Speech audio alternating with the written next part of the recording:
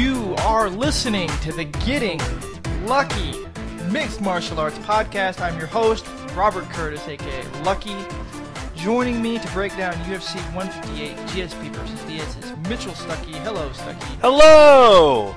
Yay! There was much rejoicing. And they were forced to eat Sir Robin's minstrel. Are you a Monty Python fan? I've seen a few of them. I don't watch them religiously like some people do. Oh. I see what you did there. It was a failed shot. No!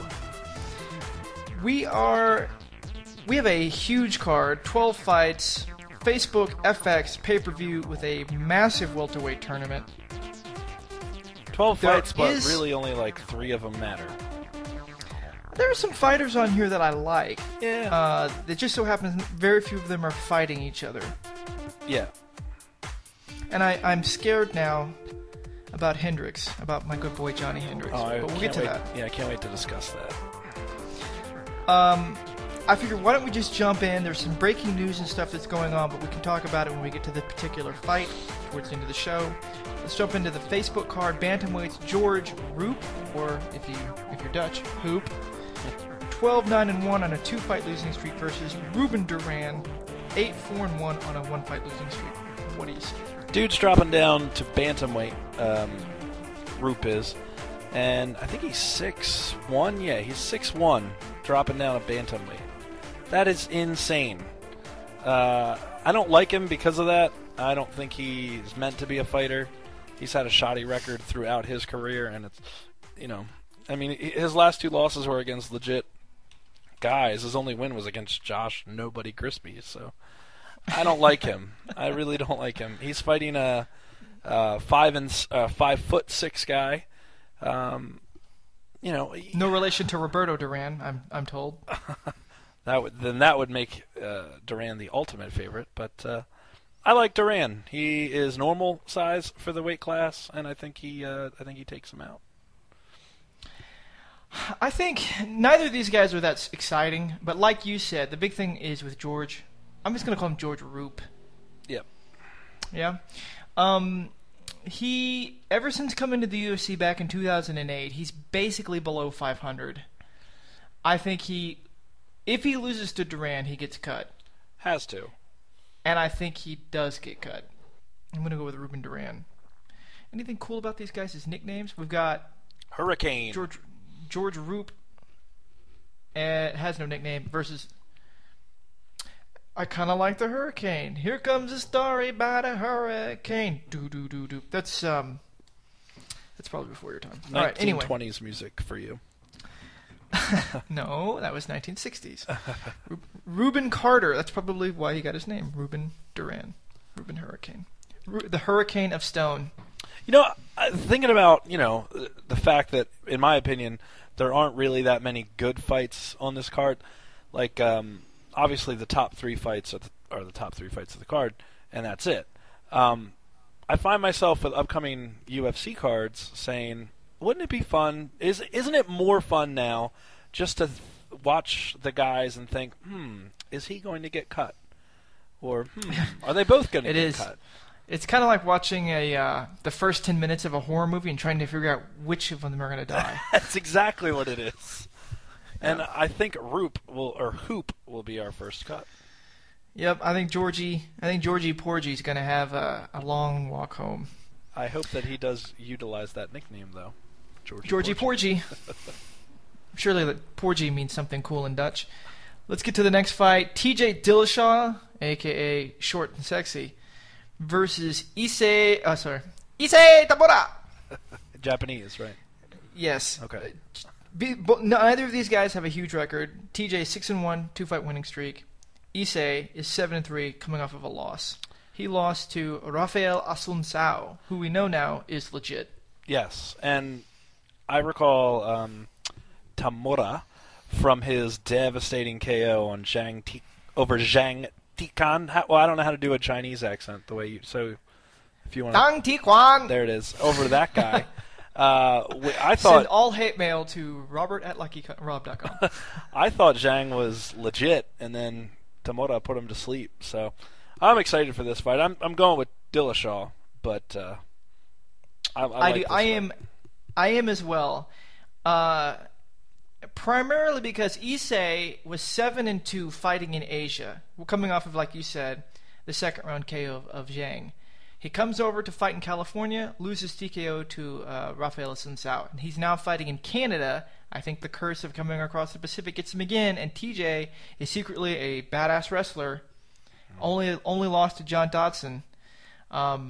Who's also a legit contender, so who really pushed good old Mighty Mouse all the way to the limit. I got Dillashaw definitely winning. I have no idea if it's going to be a decision or finish. Well, I think Tamura's style is also wrestling. I mean, he's a Japanese wrestler, but they could counteract each other in that department, and it could go to striking, where Tamura's definitely decent.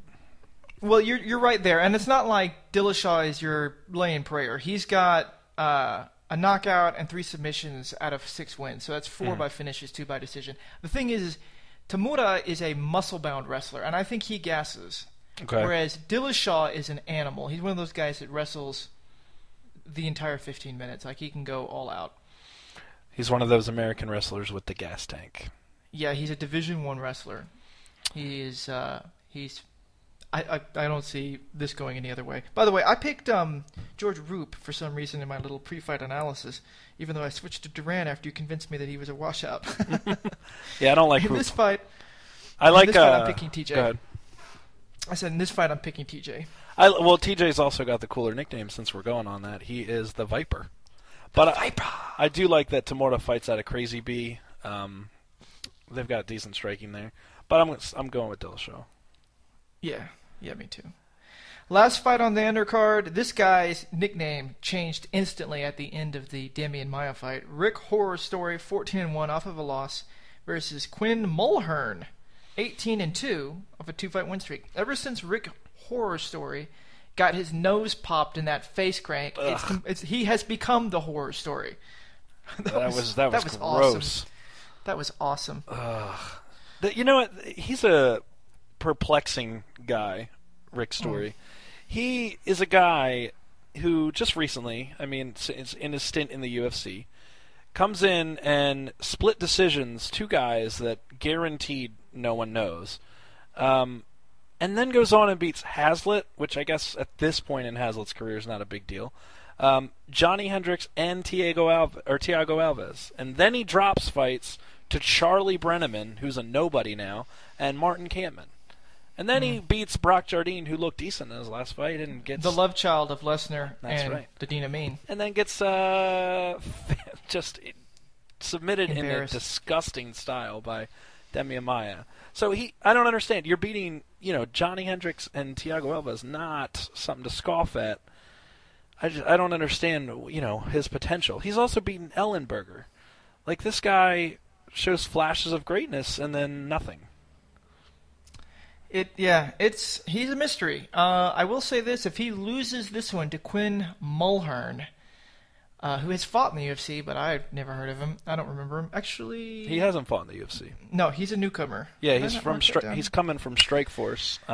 Yeah. That's why I've never heard of him. That'll be 4 losses out of his last 5. I think Rick Horror Story gets walking papers. You think so? Just like the Horror Story analogy.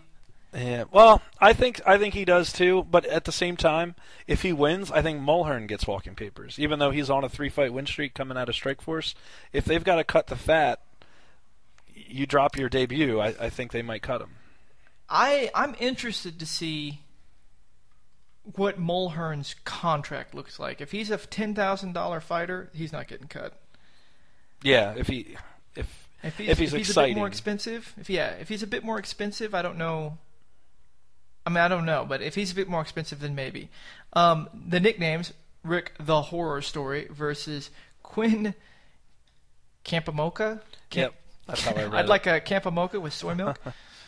Quinn, well, his name is Quinn. You think he could have come up with something badass for a nickname, but he went with something. I'm gonna win Mulhern. There you go. Thank you. Ugh. Quinn, surprisingly enough, these guys are welterweights. Quinn is 6'3". My goodness. Yeah. I'm going with Story on this one. I am too. Although, to your point, he was 13-3, and then Brenneman, Campman, and Maya have derailed his career. Yeah, well, I mean, Campman and Maya, totally get it. Brenneman had, his time with wrestling, I guess, just hugging the shit out of people, but Story is quite a good wrestler, so I don't understand. I think Story rebounds, stays in the UFC. Which brings us into the FX card. I think this next lightweight fight has potential to be fight of the night because both of these guys are crazy. John McDessie, 10-2, coming off of a loss, versus certified zombie apocalypse survivor and hunter Darren Cruikshank, 12-2, 6-fight win streak. I totally agree on fight of the night. These guys are going to come at each other with everything they got. Cruikshank, I don't know. For some reason, didn't he get knocked out on The Ultimate Fighter? He picked up a loss. I don't know if it was a knockout. Yeah, I think he was knocked out on a knee. Yeah, he dove in for a takedown and ate the shit out of a knee and was knocked out. He ate the shit out of it. I just remember him getting knocked the fuck out. But he isn't bad, Cruikshank, by any means. Yeah, he got knocked out by James Vick, that really tall dude. Oh, yeah. Dude's a gamer, though. And he's hilarious on Twitter. Highly recommend. And how can I forget this? He beat Chris Tickle. I hate that guy. And Fat Boy Henry Martinez. Remember how he was working that body and then did the head kick? Oh, yeah. That was awesome. But seriously, remember watching that season and I just remember thinking, I want to kill Chris Tickle. Want to kill him. Who is the Chris Tickle of this season of Tough?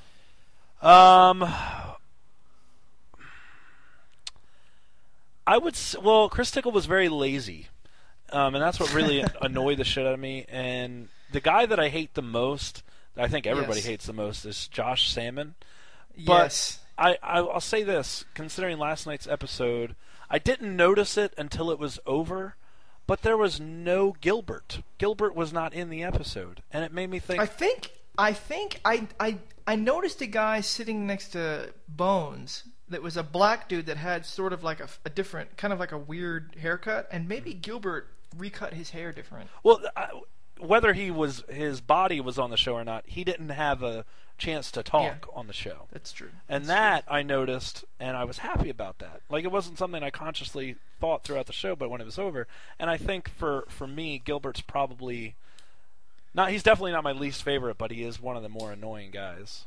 He definitely seems like he's on the show to try to segue into another opportunity. Right. That's exactly what I think. But Josh Salmon, I don't like him. Josh Salmon, I would be, if he would, obviously it wouldn't be the same weight class because I'm very out of shape and fat, but I'd fight him just to say I fought him, even if he beat me. Because the way that he was leading up to his fight with his, I have this injury and that injury and this injury and I got to go to the hospital for it. That's all well and good, but kind of reminds me of Chris Tickle a little bit. That guy reminds me, we've totally gotten off track and we don't have a lot of time. Yeah. The last thing I'll say, it seems to me like that's the kind of shit you say when you're a fighter and you're talking to non-fighters. That's the kind of shit you tell people, I was 12 inches away from dying if it had been a different clot in my leg, or, I can't feel my shoulder, it's numb on this half of my body. And other people that are non-fighters will be like, wow, that's really amazing, you're really tough, that's so crazy, you're a fighter. But fighters look at you and be like, why the fuck are you whining so much? Right. Everyone's got these problems. You know what I mean? I think that guy is a metrosexual that has gone into fighting because he thinks that's his opportunity, like the kid that said like the guy that said his kid was in the weather balloon trying to get his own reality TV show. Mm-hmm. And I think I don't think he's a fighter from fighter culture. You know what I mean? Well, whereas Bubba is, but I still hate Bubba. Yeah, Bubba is, but Bubba's not very good. And no. I don't like Bubba. The way Bubba brims his hat, I want to punch him dead in the nose. But Salmon, he says on the show that he's that he's a fighter, and he was never allowed to fight and do any type of fighting when he was younger because his mom wouldn't let him. So now he's doing this. And it's like, oh, good, you're an only child getting back at your parents. Great idea, big guy. He looks like the only fighter to get a manicure. Let's talk about McDessie, Cruikshank. I got Cruikshank on this one. I don't. I have McDessie. Cruikshank's fantastic. I think McDessie's a little bit upset about the 2 fights that he dropped. He beat Sam Stout. It was a great fight. I think he comes out in Canada here again, same venue that he beat Sam Stout, and takes out Cruikshank.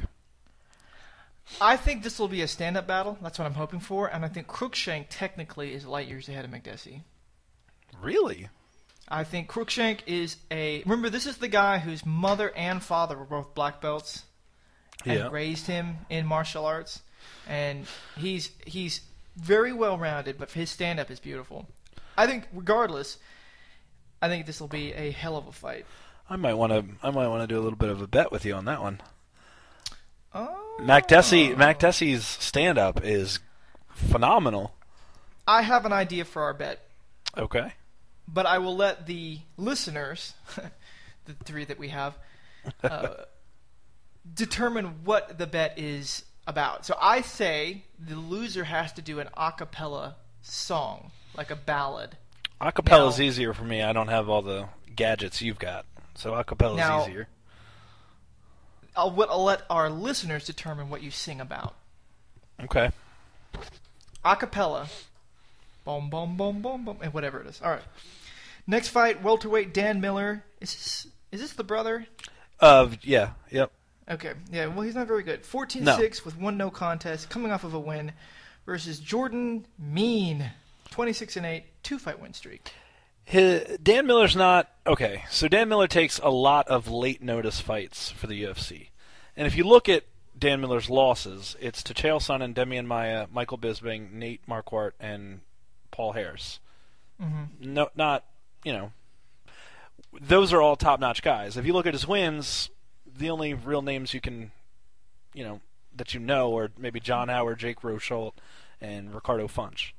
So he is fighting top-level guys if he's not beating them, but he takes a lot of late-notice fights for the UFC, and you also have to sympathize with him with the issues that he's got with his baby, and I think that's something that Dana White is very cognizant of and feels for him. And I mean, they also recognize his younger brother Jim Miller's a beast in the UFC. But I think I think his son and the fact that he does so many favors for the UFC keeps him in there. So to your point, he replaced Phil Baroni against John Salter. He replaced Akiyama to fight Nate Marquardt. He replaced Alexandre Ferreira to fight Husamal Paul Harris.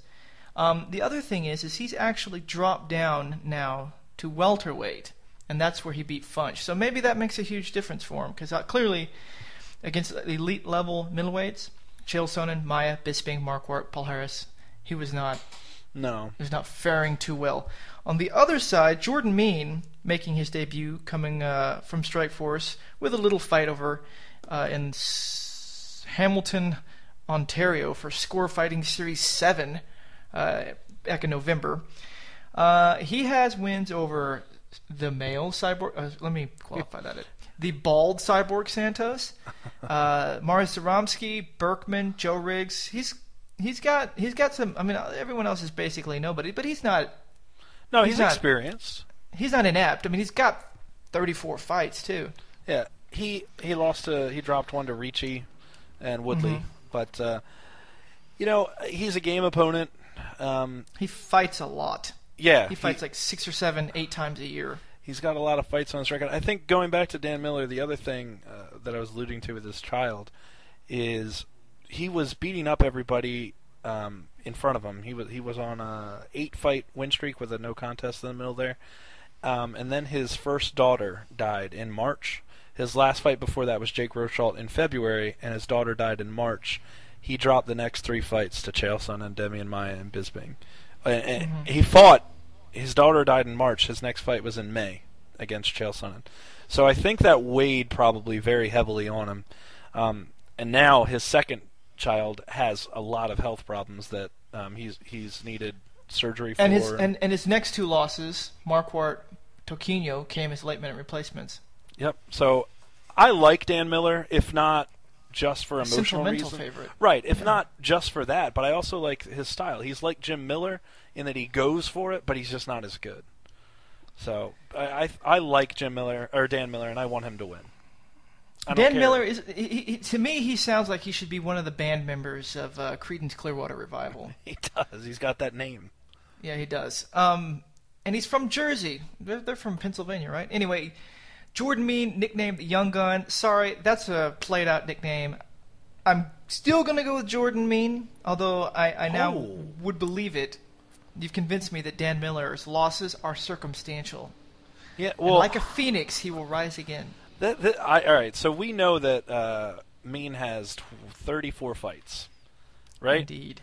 Did you see his age? 23. 23 with 34 professional fights. And what? He's a welterweight, and he's 6'8". What? I'm kidding. He's 6 foot. I was gonna say, like, what? Get him out of there. He's the Stefan Struve of welterweights. Well, I'm going Dan Miller. I like him. Emotional pick. Yep. I hope he wins. Yeah. I hope not only do I hope he wins, I hope he gets some of the night bonus. Gets some of the night. Our featherweight Antonio Carvalho, 15-5, 2-fight win streak versus Darren Elkins, 15-2 on a 4-fight win streak. Darren Elkins, if you look at his picture, he's actually partially cross-eyed, but he's going to win this fight. He looks like a non-roided Sean Shirk a little bit, but he is going to win this fight. He's severely underrated, I think. Elkins. I think he's going to make a lot of noise in this division, the featherweight division. Hasn't lost yet since dropping featherweight. down. Right, since dropping down. I mean, there are 4 decisions, but he's a guy to watch out for. Well, look at he took out Zhang, which isn't a huge accomplishment. He beat Brandao and Seiler, and Seiler's pretty good. Seiler is pretty good. Brandau's clearly the class of that. Also beat Dwayne Ludwig, although that was by an ankle injury. Was that against Seiler? Was that a fight of the night? No. I remember that it was a good fight though. Yeah, he never got any bonuses. But no, I'm with you. I think Darren Elkins is not elite featherweight, but he's right in the next tier. He might not take the title, but I think we'll see him in a title shot eventually. But whether he will win that title shot, I doubt. Actually, featherweight, that's Aldo, so that thing's locked up for a while. Aldo might go up. Yeah, that thing's locked up for a while, so maybe he won't even get to it. Apparently, you can just start dropping down to whatever weight you want, and you can just take title shots. So, who knows? I think he's going to fight Rousey. Yeah. I got Elkins in this one too. Carvalho's got a pretty nice record. He's also got a really good record since he dropped down to featherweight. He's 5-1 with a loss to Felipe Arantes. Mm-hmm. In his UFC debut. Arantes. But he's also he picked up a split decision over Rodrigo Dam. He also beat Daniel Pineda. He's all right. This will be a good fight. My guess is it'll be sort of the classic striker versus grappler, because Carvalho's got 7 knockouts, but he's also pretty sick on the ground. It'll be a good fight, but I think Elkins wins it by boring decision. I think Elkins wins it by knockout. Oh, you think so? I do. I think 4 decisions in a row is going to upset him a little bit. Because before he's got these 4 decisions, he had 6 knockouts, 3 subs, and 2 decisions. Now he's got 6. You know what I mean? I don't think he's a decision fighter, even though it seems to be what he's become. That might be his just his MO as a featherweight. Yeah. Let's talk about the last fight on the FX card. Patrick Cote, 18-8, with a 1-fight win streak. Wink, wink, wink. Versus Bobby Volker, a Strikeforce guy, 24-8, 3-fight win streak. When Patrick Cote last fought, it was by a DQ win because Alessio Sakara hit him 75 times in the back of the head with a wiffle bat. It's like he had no concern for the back of the head at all. It's like, maybe Cote's back of the head looks like a nose. Maybe that's what it was. I don't know. Trying to give Sakara some benefit of the doubt here, because it was absolutely insane what he was doing. Yeah, I don't know. I can't really get on Patrick Cote's bandwagon. He was good up until he faced Anderson Silva, and then the wheels fell off, I guess. He got just dominated by Sakara, though. But Sakara... He dropped him several times, yeah. Yeah, Sakara, and that was the though, thing Cote supposedly always had, was that chin. But I don't think he has it anymore. No. But, to Sakara's credit, though, he's come back... or he had come back, I thought, looking better than he was in a long time, and went ahead and got the loss. That sucked. But I thought he looked great. So who is the best person Cote has beaten? He's fought a lot of top level guys. Caleb Starr, no, Ricardo Almeida, by and large. You think so? Oh yeah, Almeida was good. Yeah, I mean. I mean, Kendall Grove, when they fought back in 2007, was like a real up-and-comer. Now he's, basically fallen off the planet. Mm-hmm. I don't think Cote's that good. No, I don't think he is either. And he got through because he had a chin, and now he doesn't have a chin anymore. Volker, on the other hand, he's beaten Roger Bowling twice in Strikeforce. Picked up a loss to Volkman. This is really kind of a fight of nobodies. No, I know, but what I like about the Bowling fight is that of Patrick or Volker's last 4 fights, 3 of them are Bowling. Yeah.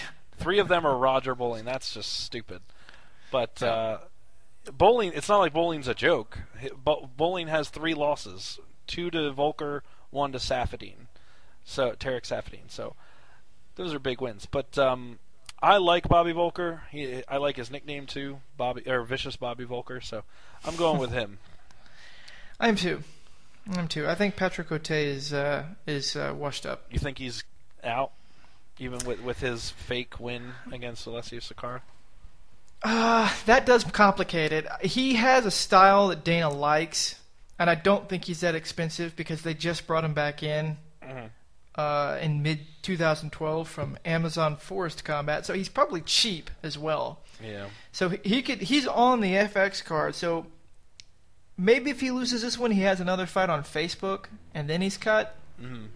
You think they'll be that lenient? I don't think they'll be that lenient. I mean, I think Dana likes him like Dan Hardy. Not to that level, but I think he's got a style that makes him like him. You know what I mean? Yeah, I can see that. I think he's a gritty guy that will step in and fight anybody, and mm-hmm. Dana likes that. But Volker for the win. The pay-per-view card, this is interesting because this is like the silver medal tough fight.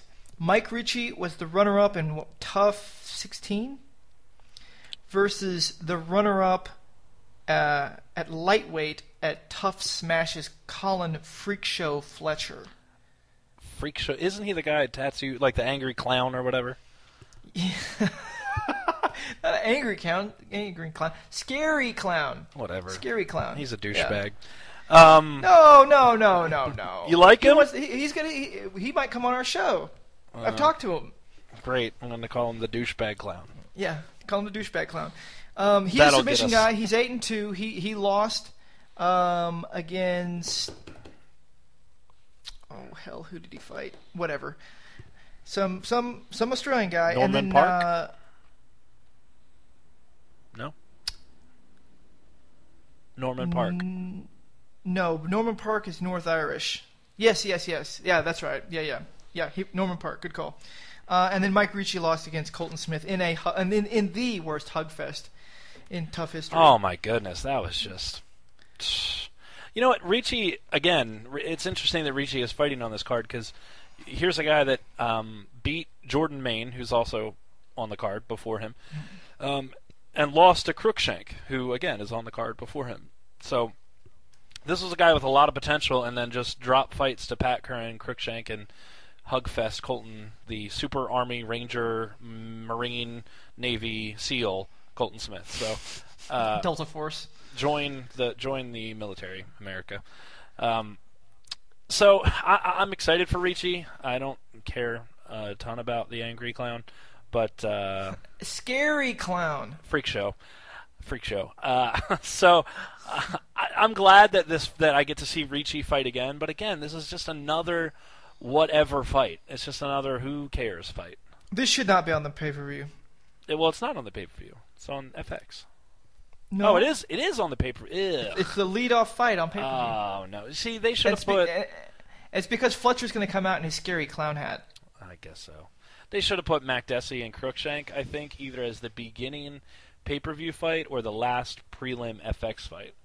I think that fireworks type fight should be one of the fights they say, "Hey, buy the pay-per-view," or "Hey, thanks for buying the pay-per-view. We're going to get this night started off with bombs." So, yeah. There's just, I mean, what you said was right. Really, there's like 3 great fights on here, and the other ones, either due to lack of familiarity with the general public or the fact that none of these fights are compelling. There's just nothing over there to really slot into the pay-per-view other than... I mean, I would actually like to see Carvalho-Elkins on the pay-per-view rather than off FX, but those guys are featherweights and they're not very well known, and Elkins is a decision fighter as of late, so whatever. Yeah. I got Colin Fletcher by decision, or by submission. I've got Ricci by knockout. Reach around. By reach around. I've got him by, I'm not going to say knockout, TKO, some type of stoppage. I like Ricci's last name. Wasn't there a chick in Greece named Ricci? There was, I believe. I go to you for all my girl movie knowledge. And you didn't fail. I usually fail in the normal movies, but I'm good on Greece. Maybe she was Kanicki's girlfriend. I don't know. I don't even... Kanicki... That's a conniption. All right. Middleweights, Chris Kamazzi, or Kamatzi, 18-5, 3-fight win streak versus... Nick Ring, to me, reminds me of Jamie Gum. Remember from Silence of the Lambs? It puts the lotion in the basket. Yes, I do. Put the lotion in the fucking basket! 13-1, 1-fight win streak. Nick Ring is crazy. I think when he comes out, he should have on like a nice little Asian silk terry cloth robe or whatever and walk out with a tuck. Tuck his wiener between his legs like Jamie Gum did when he was doing his transvestite scene in his basement. That's what Nick Ring is to me. He's crazy. I very much dislike Nick Ring. Is she a big fat person? I don't like him. But I am excited for this fight in that Chris Camozzi is in it. And my first exposure to Chris Camozzi was on HD Net Fights. If you have not seen Chris Camozzi's fight with Jesse Forbes at MFC 15, go look it up. It is one of those fights that if you never watched MMA before, that would make you love MMA. You would want to see every fight after that. So I'm a Chris Camozzi fan. Chris Camozzi, Jesse Forbes. Look that up. So you're going for Camozzi in this fight? No, I fully know Camozzi's going to lose. I think Nick Ring wins. Yeah, Nick Ring is a step or two, maybe even 3 above Chris Camozzi. I have a soft spot for Camozzi because of the effort that he put forth in that Jesse Forbes fight. Yeah, and these guys are both Camozzi's got Louis King, Catone, Jacoby, Villasenor, Yang Dongyi. Boy, that's a great name. Whereas Nick has only lost against Tim Bosch, but he's got Court McGee, James Head, Ricky Fukuda. Those are, I think Nick peels off Camozzi's skin and wears it like a dress. Yeah, well, what I don't understand, I guess, about this fight is Nick Ring was supposed to fight Costa Philippou last time, and then he backed out because of an illness on the same day, which, to his credit, he wanted to fight that night. But how do you go from Costa Philippou to Chris Camozzi, like a contender to a relative nobody? At that time, November 17th, Costa Philippou was not a contender. He was an up-and-comer. But with his win over Bosch, he became a contender. 5 months ago, you don't think he was anybody? I wasn't a contender. Well, they're talking about him now with a win over Bosch as like the next best thing. I mean, he did decisively beat Jared Hammond, Court McGee, Fukuda, and Bosch. That's not bad. I don't think he was. I think he's overrated.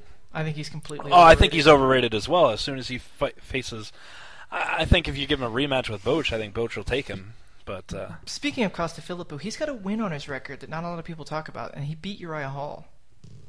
Oh, wow. Won a majority decision.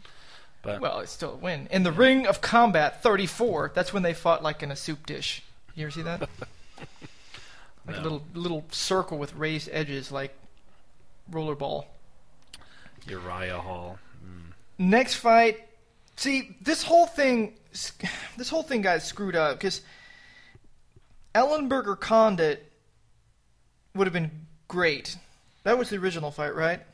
No. No, Ellenberger. Hendricks Ellenberger would have been great. Right. My mistake. But now you've got it took two good stylistic matchups and ruined it. Because Marquardt and Ellenberger is not going to be a good fight. No, but see, the thing is, I think Hendricks would have walked through Ellenberger. I guess that's too much. He would have beaten him. Marquardt and Ellenberger is not super exciting. I think Ellenberger takes it, by the way. I don't think Marquardt's got much to put forth. I think if Ellenberger's smart, he will have only practiced leg kicks in his in his camp. But I agree with you. As a Hendricks fan, as a newly minted big Hendricks fan, I watched one of the UFC spotlights on him, and I like him very much now. I don't want to see him fight Condit because Condit is that dangerous and could just derail him from title contention. We'll get to that in a second. I have a long, whiny cry of sympathy. I'm probably going to agree with you on it too. So Ellenberger is one of the best kept secrets at welterweight. 28-6, coming off of a win over Jay Huron. His only losses in the UFC are Carlos Condit and Martin Kampmann. Again, this is a guy that lost he to beat Rick Jake Story Shields, Diego Sanchez, Mike Pyle, Rocha. Like I said again, Huron. He's got quality wins, and this guy, 17 knockouts. Do you remember his KO over Sean Pearson? Oh my goodness, he is heavy-handed. So I like the guy. I don't see a way that Nate the Great can win. I would have loved to see Hendricks versus Ellenberger, but Marquardt. I don't know. Marquardt 32-11-2, coming off of his loss to Tarek Saffiedine. He did win against Dan Miller, Tyrone Woodley, Toquinho, Maya, Gouveia, Campman, Horn, Lister. I mean, he's got lots of quality wins. But I don't think he's win going the to win big this one. He can't win the big one. Not only can he not win the big one, you mentioned Rousimar Paul Harris. That was a joke victory, but the thing is, the thing that I don't understand here is Tarek Saffiedine's position, because here's Nate Marquardt got dismantled by Saffiedine. Saffiedine's been on the sidelines since. They offer Saffiedine a fight in this little, makeshift welterweight tournament, and he turns all of them down. So now Marquardt's on the spotlight, who already had a name. Saffiedine has a small name because of his win over Marquardt. Just sat there and was like, I'm just going to not take any advantage of this. Saffiedine would have been a much better fight for Ellenberger. A much better fight for Ellenberger? Yeah. It would have stylistically would have been much more exciting than Marquardt. Yeah. I don't see it. Here's a little interesting thing, I guess. Do you know how on for I guess listeners too, do you know how on Wikipedia, when you're looking at a guy's record and his wins and losses, the win side is green, and the loss side is red, and then when they haven't fought yet, the box is white? Yeah. Marquardt's box next to Jake Ellenberger is pink already. Like, it's red already. It doesn't say loss in it. It's just already red. They haven't fought yet. So you can if you want to do something fun, go to a Wikipedia page while someone's fighting and just refresh it, and there'll be little knuckleheads that'll go in there, like when the hybrid Brendan Schaub was fighting LeVar Johnson. You could refresh it every 5 minutes, and there'd be a new joke in there about what LeVar was going to do to him. Good old Wikipedia. And I use it solely for all of my factual research. That's all you do. That's all I use. All right, so I got Ellenberger. You've got Ellenberger. The next welterweight, unfortunately, this is where the whole card fell apart. Rory McDonald, the Canadian Psycho, fell out of the card. We pulled Hendricks up to face Condit. Condit's 28-6, coming off of his loss to GSP. Hendricks is 14-1 on a 5-fight win streak with 2 super awesome, vicious knockouts. But that's not. I'm a huge Hendricks fan. That's not going to happen in this fight. No, but how sick would it have been if Rory McDonald was fighting Carlos Condit? It would have been a good fight. I would be so excited for that fight. Yep. Well, Condit is going to do exactly what he did to GSP. He can do that and it'll win.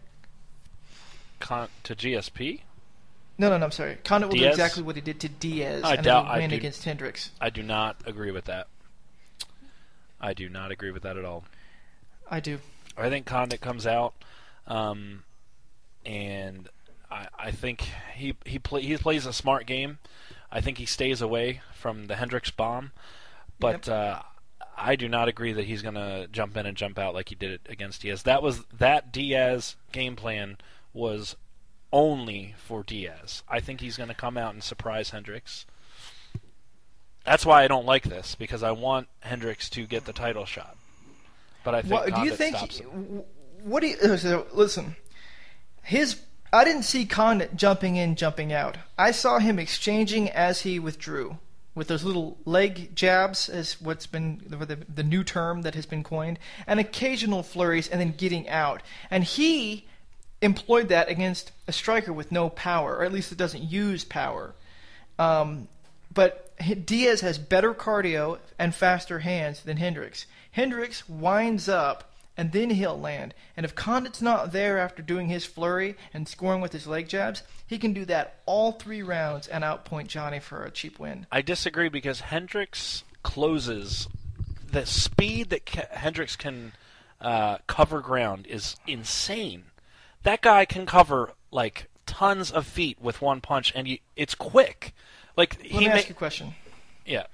Who's a smarter fighter, Campman or Condit? Condit. When Campman got caught, he was going straight back. Condit will see that against Hendricks. Yeah, I'm sure he's seen the tape and he's going to fix it. He came throwing punches just like a rock'em sock'em robot. Condit will flank. Yeah, I also think Condit's striking is above Campman's. I know that's crazy because Campman's a fantastic striker, but see, this is what makes me mad. Hendricks deserved GSP. He deserved GSP countless times. He was promised GSP countless times. He was going to not fight because he was promised a title shot. But then, Oklahoma boy, warrior that he is, he said, all right, I'll fight. And he was going to fight Ellenberger. Good matchup for him. But then things got shuffled, and he gets Condit. He's going to get beat by Condit and lose his title shot. That's what's going to happen. Well, that's exactly what's going to happen. He beats John Fitch, and I think they told him he had a title shot. And then he said, nah, and he had to wait. So he said, I'm going to fight Josh Koscheck. And they say, yeah, you definitely got a title shot. And then they're like, nah, you got to wait. But if you beat Martin Kamen, we'll give you a title shot. And now they're like, well, if you beat the second, like the toughest guy before St-Pierre, we'll give you a title shot. And the thing about it is, what does Condit have to gain from this? He just decisively lost to GSP. If he beats Hendricks, what does that put him in line for another title shot? That's not going to happen. No, all it does is delay the fact that him and Rory have to fight. Yeah. Those 2 guys are the next 2 guys. And they want to fight. Mm-hmm. I don't know what happens if Rory wins because he won't fight GSP. No, I know. So that's pointless. But I would be fully excited for Condit McDonald rematch. That was a hell of a first fight. And I would love to see Condit win. I would love to see Condit win by vicious, dirty KO. Yeah. So how do you? All right. So we both agree that Hendricks is going to lose. Well, here's the thing, man. Is Hendricks? His last 2 fights, it looks like the guy touches something and it explodes. You know what I mean? But before that, it didn't. I mean, he's never really exhibited that kind of power before. You know what I mean? Like he's just like tapping people on their teeth and they're dead. Well, Koscheck survived. Right. I'm talking about Fitch and Campman. Mm-hmm. Mike Pierce survived, and so it's just one of those things where like Hendricks says, I believe in my power. And I'm like, well, I don't. Because sometimes it's there, and it's awesome, and it's like Dan Henderson level power, and sometimes it's not. I guess knockout of the night things have gone to his head. Because I agree with you. He came out of left field after beating John Fitch. Like, he wasn't much of anybody until he beat John Fitch. Well, he took out Waldberger, but when he took out Fitch, like, that was another level of power. That was Mark Hunt type power. Yep. I mean, don't take it as disrespect or blasphemy against the god that is Mark Hunt. But then when he did it to Campman again, you're like, wow, this guy's got crazy power. It was a surprise. He put Campman out, and I don't recall seeing that happen to Campman too many times. So he put him completely out. Yeah, and Fitch has never been KO'd like that before. I mean, right. Combined less than a minute for both of those fights. But Koscheck took hits, and Koscheck won that fight. It's really painful for me to admit that. He did. But that's what I'm like. I don't know if Johnny can just turn his power on, or if something has to be perfectly aligned, like some sort of cosmic universal moment where he gets somebody. And I don't think he's going to be able to land that power on Condit. No. And here I hate. I feel like we're spending a lot of time on this fight, but I hate people saying that Condit is a decision fight. Dude's got 2 decisions in 34 fights. That's ridiculous. Let me guess. The same people who are saying Condit is a decision fighter are absolutely sure that the title will change hands in the next fight. Yeah, I know. I misspoke. He's got 5 decisions in 34 fights, 2 of them by win. But you're right. The most of them are all Nick Diaz nut riders. So let's get to it. George St-Pierre, 23-2, with a 10-fight win streak versus Nick Diaz, 26-8 with 1 no contest, coming off of a loss. If you complain about Chael Sonnen getting title shots, you cannot say anything about Nick Diaz's validity. But he's here. We might as well talk about the fight. So, interesting fact about George St-Pierre that I read today. He holds the record in the UFC for consecutive minutes in a cage without a finish. And that is 125 minutes in a row without ending a fight.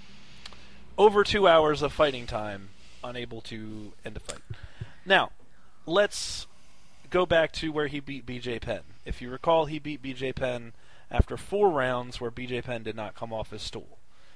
Do you consider that a stoppage? Sure, I would. But if you don't, before that it's a tough one. He didn't beat Fitch. So add to that 45 more minutes, you're looking at 160 minutes since he TKO'd Matt Serra. 2008. Right. So, as champion, as second reign of champion, he hasn't finished anybody. No. I mean, other than Serra. That's what he became champion finishing Serra. And every title since, to your point, not a single finish. And he's going against a guy who has been taken to decision, 6 times in by way of loss? Doesn't get finished very often. Or decisioned, I'm sorry, very often. So, I'm sorry, no, I'm not talking about, that's not the point I want to make. Finished, I'm sorry. Lost by finish twice in 34 fights. So, the probability of my man GSP winning by finish, doubtful. Highly doubtful. So, what do you got? Can Diaz win? Yes. Yes, he can. What do you think his odds are? I don't think they're very good. No. But I guess the more important thing is, if Diaz won, what would first of all, I won't be on the internet for about a year, but if Diaz won, what good comes out of that? You have a champion who doesn't give a shit, a champion who doesn't show up for open workouts, a champion who doesn't show up for press conferences, a champion who doesn't want anyone to talk to him, and a champion, I don't know, when he grabs the mic, he's awesome, but what do we gain from that? Well, the other thing you look at is matchups. If Condit beats Hendricks, he's the number 1 contender again, and no one wants to see Condit versus Diaz. So then who's next? You know, yeah. GSP, depending on how it's like if he goes through GSP like Kane went through JDS, there's no rematch. But otherwise there would be, right? There'd be another GSP Diaz fight. Yeah. And then Diaz has also said he wants to fight Silva, and he'll even fight Bindo. I'd like to see him fight Hendo. I'd love to see him fight Silva. Yeah. I think that'd be just rape. But You know what's funny is all these guys are like, yeah, he's keeping it real. He's from the streets. He's from the 209. Silva's from Brazil. There's nowhere in America that compares. Where did he grow up? In Rio? Curitiba? I'm telling you, nothing compares to the favelas in Brazil that's in America. Like, in fact, during their conference calls, Silva's going to be like, I hate that motherfucker, white-collar bitch. Diaz is going to be like, it'd be the same thing as GSP, like, I got this way, it wasn't overnight. I worked for it. And Yeah. I don't think Diaz understands that, but... Anderson would destroy. He would absolutely crush Diaz. I'm No. sorry if this makes all of our listeners angry. No, But maybe, it's just a fact. yeah, that's everybody should know that. But I am a Diaz fan. I like Diaz. I was a huge Diaz fan up until that whole mess with Mayhem. I was a huge Diaz fan, and then when they refused to fight each other over weight issues, blah blah blah blah, that annoyed me. Because I saw Diaz as a guy who will fight anybody under any circumstances for any reason. And then he just kept not fighting him. So that bothered me. The only obstacle that keeps me from being a real big Diaz fan are the Diaz fans. I was going to say that also soured me on him. But I liked him, I don't want to be one of those like hipsters. Like I liked him when he was a nobody. But I liked him. I've liked him for a really long time, and only recently has his popularity gone insane. Yeah.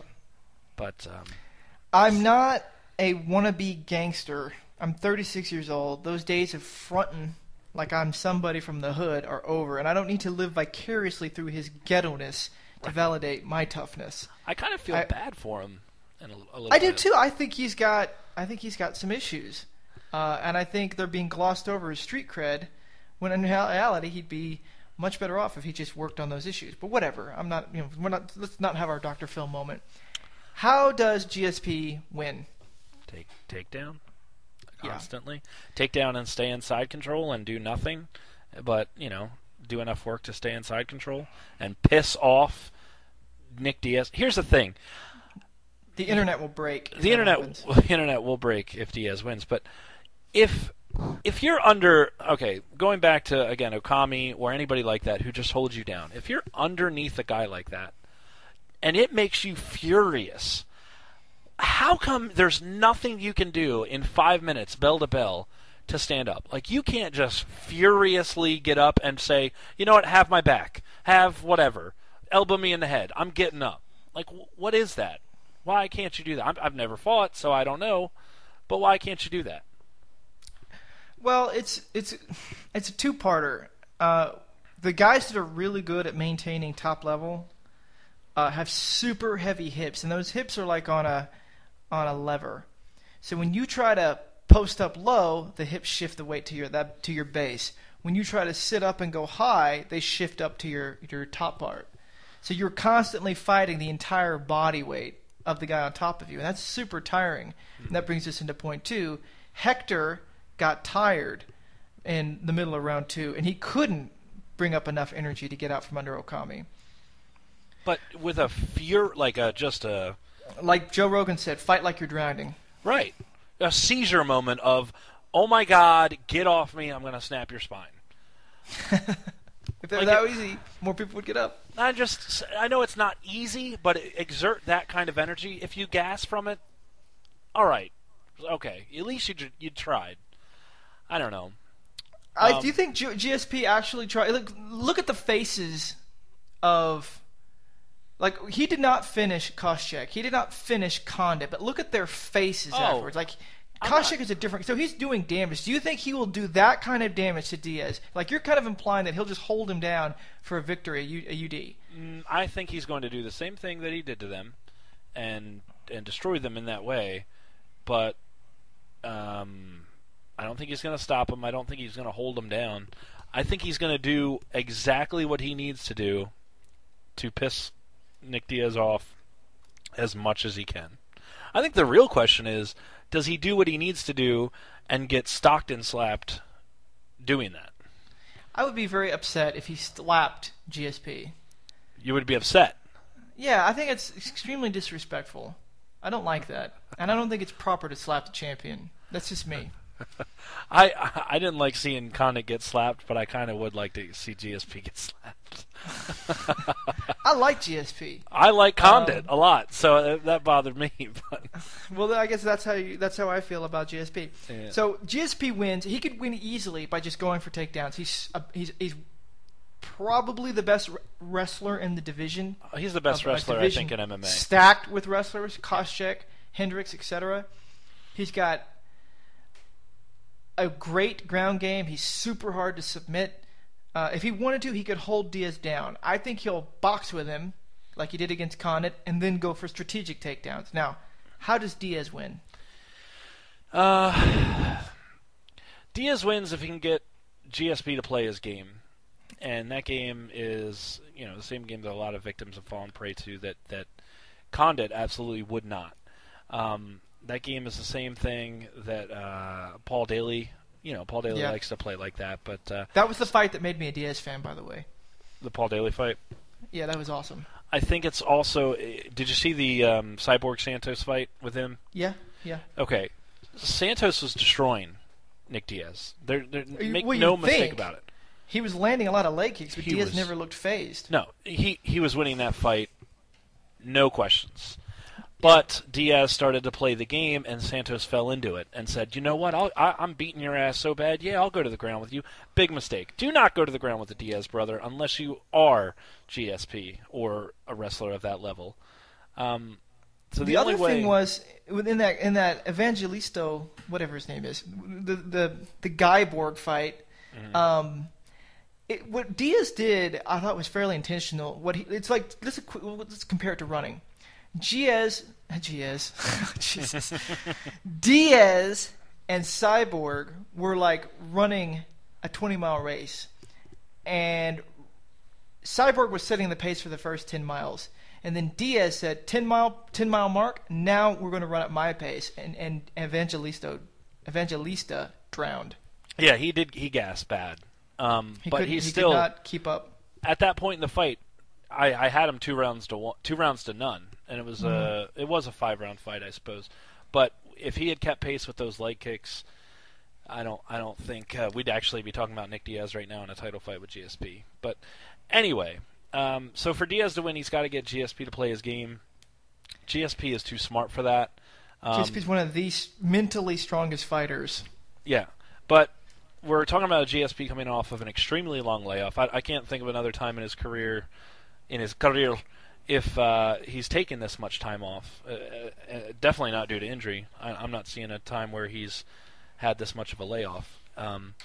He's coming back from a serious injury, so that could be a factor. I don't know if it'll be a factor on his cardio, because considering how long he has taken off, I'm sure he's probably been smart enough to get back into fighter condition before fighting. So the two ways that I see Nick Diaz winning: ring rust on George St-Pierre, or loss of mind by George St-Pierre. I mean, you can't really consider that Diaz could get a lucky shot, because he doesn't throw haymakers, No, he doesn't throw anything with power. Maybe he reverses George on the ground and gets like a quick sub. Even still, George is so good on the ground. Like, I know Diaz is, how I would put it, fake on the ground. Like, Diaz is awesome. Either Diaz, it doesn't matter which one you're talking about, is awesome on the ground. GSP is just he'll get up, he'll do whatever he wants. But have you... Let's be fair, because there's a lot of rhetoric about Diaz's ground game. He's really good on the ground. He's no Maya. He's not that... I mean, he's not world-class good. Dude, go-go'd Takanori Gomi. Go-go'd. What? Gomi's not a grappler. But he landed that move in a professional fight. I'm not saying that Diaz is shit. I'm just saying, like, let's keep the rhetoric. Like, Diaz, yes, he's likable if you're into that sort of thing, but he is not a Roger Gracie. He's not a Jacare. He's not a Demian Maia. I'd love to see him. He's really, really good. I'd love to see him roll with Demian Maia if Demian went back down to welterweight. I think either Diaz brother is there. That's no. Maia is at welterweight. He did drop down. Yeah, he dropped down. I forgot. Okay, I'd like to see them fight next. Well, the problem is that he wouldn't go to the ground with him, and he would outbox him, which he could do. Right? Yeah, he definitely could do. I'd say 1 out of 4 times at best, Diaz wins this.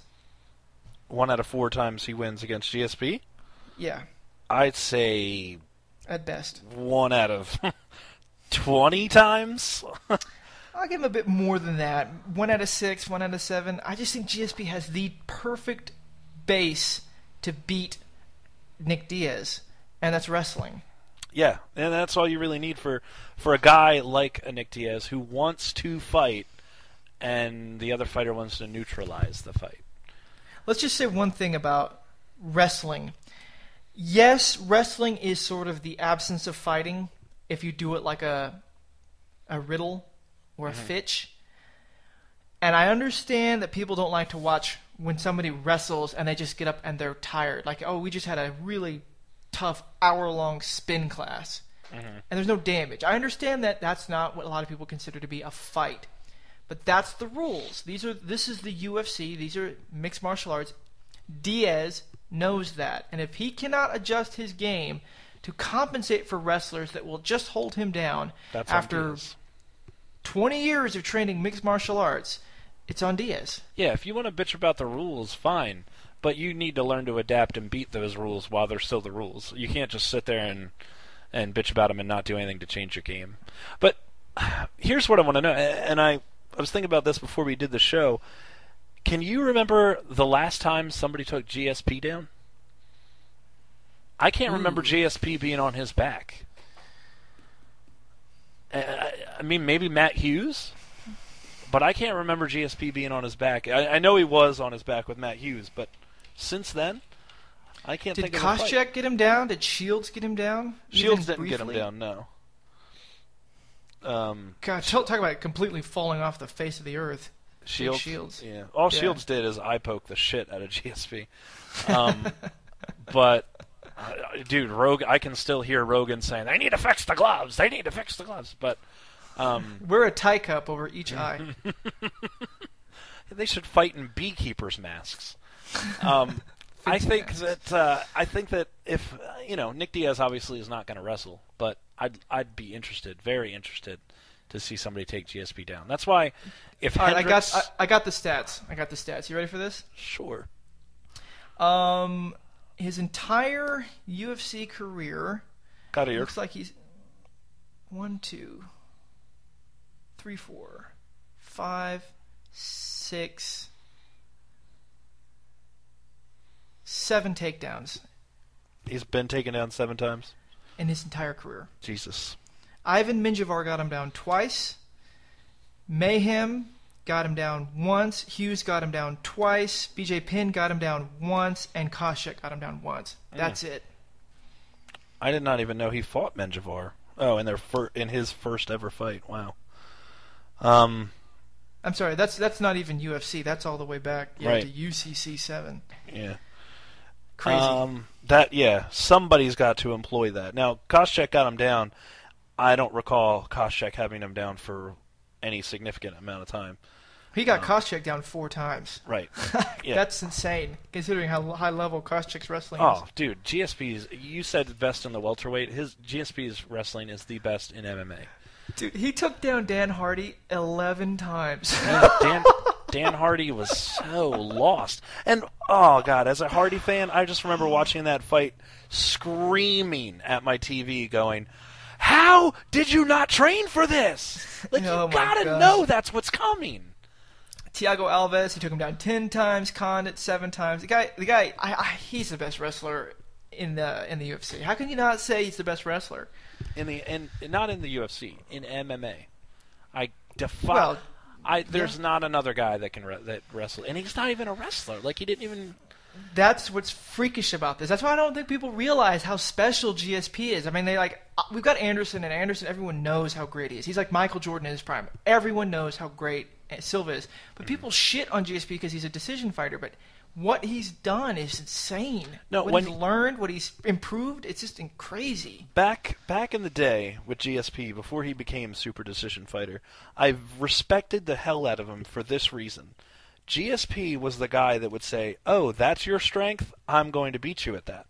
And so he was the guy that took Matt Hughes down. He was the guy that took Josh Koscheck down in both of their fights. He was the guy who fitched Fitch. Even, you know, he fitched Fitch while brutally beating Fitch's face in. But he seven takedowns against gave Fitch? up none and he didn't get taken down once. Right. So and outstruck Matt Serra in their second fight, obviously. This is a guy who will take what you're good at and destroy you with it. And I liked that. And since then, since his knockout loss, though, it's really just been, I want to take you down, and I want to keep you there. So. You want to know how he outstruck Serra in the second fight? 42-3. Yep. Nasty. The dude is on another level, but I would like to see him lose. But here's why I'd like to see him lose. I want to see how he would rebound again from it. Would he get that title back? What would he do to get it back? Or would he just go, you know what, I had it long enough? Man, I think the injury was essentially the same as a loss in terms of adding drama to his career. I don't want to see him lose. I don't want to see Silva lose. I don't want to see... Well... I want Silva to retire undefeated from now. I would not be adverse to seeing Silva lose, not to Weidman, but to Dan Hardy. Well, no. Although I do want to see Silva Jones, and I want to watch Silva destroy John Bones Jones. But that's for another. That scares me because I don't think Jones would. I think Jones is so much bigger than Silva. No, it doesn't. Silva's unreal. But here's something that I read that I thought was extremely interesting. They've been hyping this GSP fight as my dark place, my dark place. Do you know? You know he said that not for Diaz. That quote, that little image or that video of him saying that was before the Condit fight, and they're using that and advertising it for the Nick Diaz fight. He actually said, like we mentioned this last time, I think. He actually first started talking about his dark place when Cody McKenzie was standing up to Josh Koscheck when they were coaches. Yeah.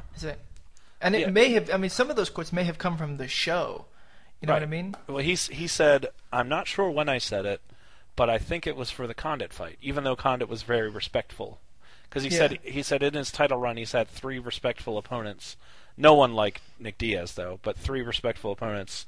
But he's pretty sure he said that for Condit. And they're using it for Diaz. Last thing I'll ask you, then we can go.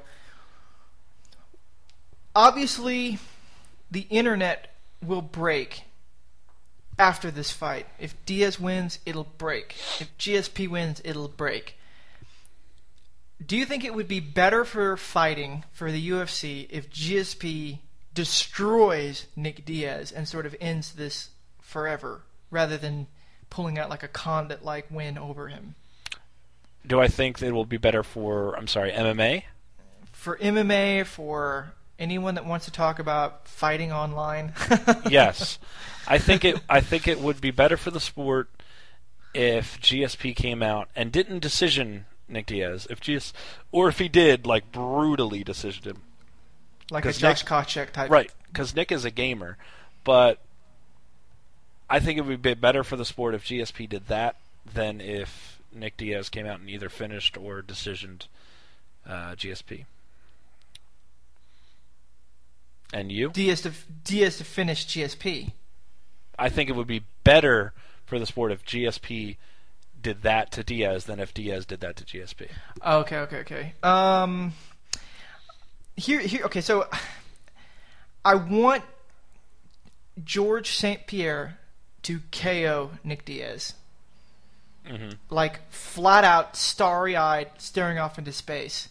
And then I want Nick Diaz to go on a 10-fight win streak. I like Diaz. I just think it's time for all of the fans to have a reality check. Yep. Because if you look at Diaz's career, there was a point in his career where he was 11-6. Mm-hmm. Like, he was 11-6, and then he started to fight relative nobodies. I mean, on the scheme of things, where is Scott Smith? Where is Gyborg? So he's vulnerable. He's extremely vulnerable. I love watching him fight. I'm a bigger Nate Diaz fan than Nick Diaz, but I love watching him fight. I'd love him to be kept around, but who, after missing all these events and acting the way he has acted, if he loses this fight, why wouldn't he be cut? What's the use? No, he's such a draw. He's such a draw. But to your point, you are absolutely right. He doesn't have a elite win against anybody.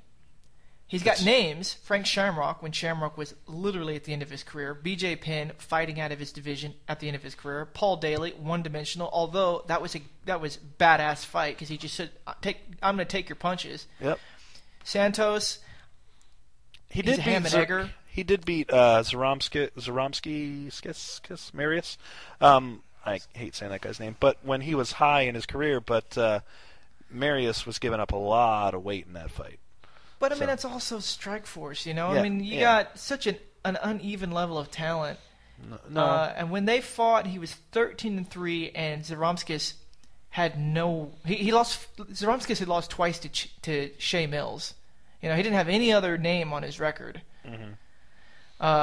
And he was a dream fighter and cage rage fighter, and then he came in and fought for a vacant title and got beat by Nick Diaz. That's not quality to me. No, but I'm saying Zaromskis was on a streak and was doing very well. But I'm sure you can find other saying, guys on the streak, but none of these guys. Yeah. He lost to Parisian, he lost to Sean Shirk, Diego Sanchez, KJ Nunes. He avenged the Nunes fight, but Nunes isn't a name. You know what I mean? Yeah. Nunes Had he is beat a nobody Condit, that would have been easily his biggest name. Oh yeah. Easily. Nunes is not on the spectrum of things. Nunes is a nobody, but I agree with you. Yeah, he would have. Carlos Condit would have put him. If he had beaten Carlos Condit, it would have made sense for him to have this title shot. But he lost to him and got it anyway. That doesn't make sense. Listen, if Nick Diaz wins, this is what I'm afraid of, is that people are talking so much shit right now, they're saying Diaz will kill GSP. If his fans appreciated how much of an underdog he is in this fight, and how big of a moment it would be in fighting if he beat GSP, then I would pull for him a little bit as the underdog. Mm-hmm. But he is not anywhere near the same level as GSP. That's not saying he can't win, but if he wins, it'll be a massive upset. Do you think it would be a bigger upset if Nick Diaz beat GSP than if, say, Thiago Alves had beaten GSP? Or John Fitch or Dan Hardy? Not Fitch. Dan Hardy, yes. You think it'd be bigger? You think it'd be a bigger upset than Dan Hardy would have been? I think so. I think Dan Hardy being so one-dimensional. There's like three facets of MMA: striking, grappling, and wrestling. Dan Hardy has striking. Mm-hmm. Nick Diaz has grappling and striking. When Alves fought GSP, he was 17-5, coming off of a unanimous decision off of Koscheck, and then a win over Parisian, Hughes, Lytle. So he had some momentum. He was off a 7-fight win streak. Mm-hmm. So I think Diaz beating GSP would be bigger than Alves. But Diaz beating GSP or Hardy beating GSP would have been bigger than Diaz beating GSP. I get you. Yeah, I think I agree with you. The fans are what kick you away from being a full-on Nick Diaz fan. And even so, Hardy was 23-6 off of a 7-fight win streak of his own when he fought GSP.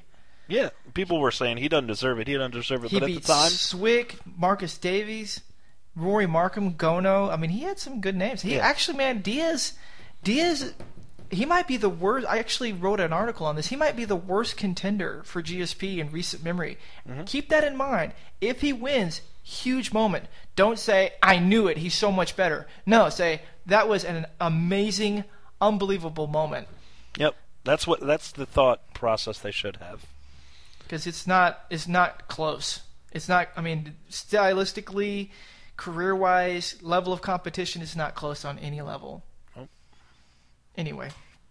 that is our preview. I imagine we're going to get a lot of angry responses. We got lots of Diaz fans that listen to our show. I welcome them all. We're not Diaz haters. We're realists. All right. If Diaz wins, then that's what should have happened, and all power to him. But just keep in mind, this will be like Verdum beating Fedor. Yeah, it would be. That's the difference, in my opinion. Anyway, all right. Thank you for listening to the show. We will be back after UFC 158, if the world still stands, to talk about all of the action. I promise we'll spend another 45 minutes just on the GSP-Diaz fight like we did on this podcast. Mitchell, you have any final thoughts? I don't. I'm very excited for this little welterweight tournament. I am excited, though, I'm interested to see what becomes of the welterweight tournament. If Ellenberger wins and Condit wins, does Ellenberger then face Condit? Or does Diaz face one of them? Or I'm interested to see what happens here. Actually, that's a good point. I'd like to see Diaz versus Ellenberger and Condit versus McDonald. Oh, I got to see that Condit McDonald fight. And when Rory and GSP finally fight with fractured friendship, GSP will mount him, punch him in the face, and say, "I am your father." No, I think what'll happen when GSP achieves mount, Mike Ricci will come out and from the top of the cage, flying clothesline GSP off of his honey, Rory McDonald. He'll scream out, "Leave Brittany alone!" All right. We'll see you guys next time.